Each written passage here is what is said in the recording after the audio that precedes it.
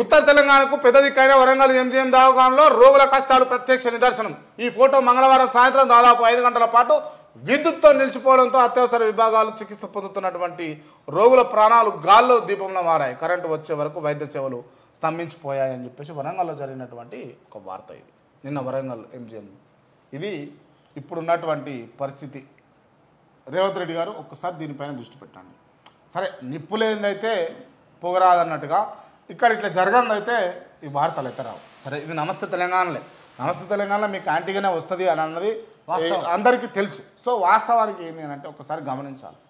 ఎక్కడ జరిగినా కూడా తప్పే, ఏ పేపర్లు వచ్చినా కూడా అది తప్పు ఉంటే తప్పే అది. బట్ దాన్ని కరెక్ట్ చేసుకోవాల్సినటువంటి బాధ్యత, కనీస బాధ్యత మీ పైన ఉంటుంది అని చెప్పేసి నేను గుర్తు చేస్తా ఉన్నాను. ఎందుకంటే ఇవాళ హాస్పిటల్లో అట్లా జరగడం వల్ల అక్కడ కొన్ని ప్రాణాలు పోతే ఎవరు బాధ్యతలు? మీరా? పుసుపుసా ఎవరికైనా పుట్టినొప్పులు వచ్చి ఆపరేషన్ చేయాలి, వెళ్తురు లేని కాడ ఆపరేషన్ ఎట్లా జరుగుతుంది? తల్లి బిడ్డకి ఇద్దరికి ప్రమాదమే కదా. కానీ ఇప్పుడు చూడు, అంటే ఈ స్ట్రక్చర్ ఎట్లా డిజైన్ చేసారో, ఇది ఎంజీఎం దవాఖాన అంటే ఇది గవర్నమెంట్ దవాఖాన, ఇది భువనగిరి దవాఖాన ఏరియా హాస్పిటల్. ఏరియా హాస్పిటల్లో ఇది జరిగినటువంటి సంఘటన. ఇప్పుడు ఏడనైనా యశోదల కరెంటు పోయిందని వార్త వచ్చిందా? ఏఐజీలో పోయిందని వచ్చిందా? కిమ్స్లో పోయిందని వచ్చిందా? లేకపోతే ఇంకొక కాడ పోయిందని వచ్చిందా? ఎందుకు రాదు అంటే వాళ్ళకు వైద్యం పట్ల అవగాహనతోటి వాళ్ళకు వచ్చేటటువంటి కస్టమర్లు, రోగులు, పేషెంట్లకు డబ్బులు గుంజాలి. రోజుకు 10 లక్షలు, 50 లక్షలు, 30 లక్షలు గుంజాలి. కాబట్టి వాళ్ళు కరెంట్ ఇస్తారు, నీళ్ళు ఇస్తారు, అన్ని ఇస్తారు, టిఫిన్లు కూడా పెడతారు. దయచేసి గమనించాలి మీరు. ఎందుకు అంటే అక్కడ ఉన్నటువంటి వ్యవస్థ ఏ విధంగా నడుస్తూ ఉంది, గవర్నమెంట్లో ఎందుకు ఆ వ్యవస్థ లేదు? ఏమైపోతుంది అంటే తీసుకురావాలి. ఇటువంటి ఇబ్బందులు ఉన్నాయని చెప్పేసి ప్రైవేట్ హాస్పిటల్కి అలవాటు పడిపోతారు. ప్రైవేట్ అలవాటు పడాలనే కదా వీళ్ళ ఆలోచన కూడా. అదొక దందా. ఎందుకు అని అంటే ఇప్పుడున్న దవాఖానలు అన్నీ కూడా సరే, యశోద ఎవరిది అని అంటే మీకు కొంతమందికి తెలిసి ఉండాలి ఎవరిదాన్ని అన్నది. నేను పేర్లు చెప్పాను. కానీ ఈ హాస్పిటల్ పేరు ఏంది? అది ఏఐజీ ఉన్నది, అపోలో ఉన్నది.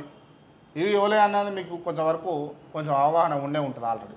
సో ఏంది అని అంటే ఇవన్నీ కూడా ఒక రాజకీయ పార్టీలో ఉన్నటువంటి రాజకీయ నాయకుల, వియ్యంకులది, చుట్టాలది, బంధువులది వాళ్ళే.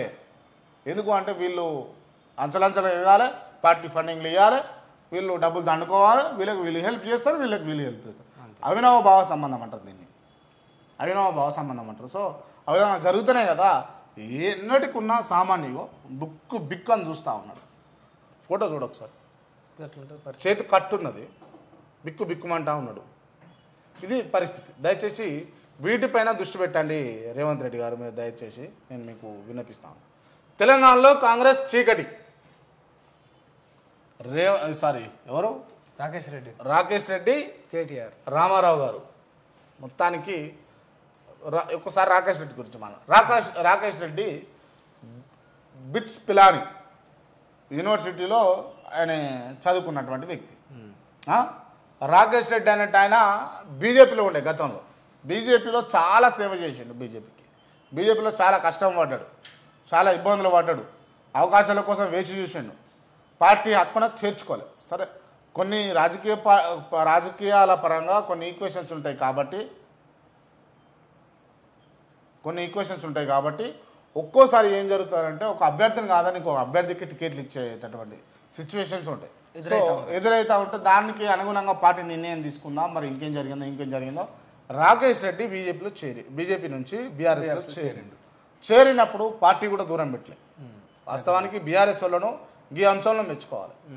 రాయుడు లక్ష్మారెడ్డి గలగల ఏడిచిన్నాడు. ఎప్పుడు ఉప్పల్ నుంచి టికెట్ వస్తుంది అసెంబ్లీ ఎన్నికలలో అని ఇవ్వలేదని చెప్పేసి పార్టీలో చేర్చుకున్నప్పుడు అది కనీస బాధ్యత గుర్తించాలి. కాబట్టి ఎందుకు అనంటే అన్నేళ్ళు పనిచేసిండు, 25 ఏళ్ళు 30 ఏళ్ళు కాంగ్రెస్ పార్టీలో ఉన్నాడు. సరే, కాంగ్రెస్ పార్టీని కాదని చెప్పి మన పార్టీలోకి వచ్చినప్పుడు మనం గౌరవం ఇవ్వాలి అన్నట్టుగా వాళ్ళు చూసిరా. ఏమైందో కానీ మొన్న మల్కాజ్గిరి నుంచి స్థానం కల్పించారు. రాయుడు లక్ష్మారెడ్డి ఇచ్చారు. ఓట్లు కూడా మంచిగా, కొడుకు కూడా చాలా ఎక్స్పెక్ట్ చేసిండు. కానీ భద్రారెడ్డి ఆయనను కాదని మరీ ఇచ్చిర్రు. ఇప్పుడు రాకేష్ రెడ్డికి బీఆర్ఎస్లో చాలా మంది ఈ ఎమ్మెల్సీ పోటీలో నిలబడదామని వాళ్ళ ఆశలు వ్యక్తం చేసినా కూడా పార్టీని కాదని ఇంకో పార్టీలకు వచ్చినప్పుడు వాళ్ళను న్యాయం చేయాలి. వాళ్ళకు ఆలోచనలో పార్టీ ఉన్నట్టయితే కష్టపడే వ్యక్తులకైతే న్యాయం చేయాలి, విలువలు ఉన్న వాళ్ళకైతే ఇవ్వాలి. సో ఇచ్చిర్రు. రాకేష్ రెడ్డి అయితే మొత్తానికి ఇప్పుడు ఎమ్మెల్సీ అభ్యర్థిగా మరి నిలబడతా ఉన్నాడు. మరి రాకేష్ రెడ్డి గెలవడా అన్న అంశాలు ఒక్కసారి మనం పరిగణలోకి తీసుకొని మాట్లాడతాం. రాకేష్ రెడ్డి మీద అంటే బీఆర్ఎస్ పార్టీ బలపరిచిన అభ్యర్థి రాకేష్ రెడ్డి, కాంగ్రెస్ పార్టీ బలపరిచిన అభ్యర్థి చింతపండు నవీన్ కుమార్, అదేవిధంగా ఎవరు బీజేపీ ప్రేమేందర్ రెడ్డి. సో మొత్తానికి వీళ్ళు ముగ్గురు ప్రధాన అభ్యర్థులు 3 పార్టీల నుంచి. ఇక వివిధంగా పక్క జాడ్సన్ గారు కావచ్చు, రాఘవేంద్ర కావచ్చు, లేకపోతే అశోక్ కావచ్చు, వీళ్ళందరూ కూడా వీళ్ళు ఇండిపెండెంట్ అభ్యర్థులు. సో ఒక్కసారి రాకేష్ రెడ్డి క్యాపబిలిటీస్ చూసుకుంటే రాకేష్ రెడ్డి ఒక ఉన్నతమైనటువంటి ఒక విశ్వవిద్యాలయంలో చదువుకున్నటువంటి వ్యక్తి, ప్రజా సమస్యల పట్ల అవగాహనలో ఉన్నటువంటి వ్యక్తి, ఒక నేషనల్ పార్టీలో పనిచేసి వచ్చినటువంటి వ్యక్తి రాకేష్ రెడ్డి. సరే మన మల్లన్న గురించి మాట్లాడుకుంటే, ఇక మల్లన్న కాదు కానీ ఆయన పేరు నవీన్ అని అలవాటు చేసుకోవాలి ప్రజలందరూ కూడా.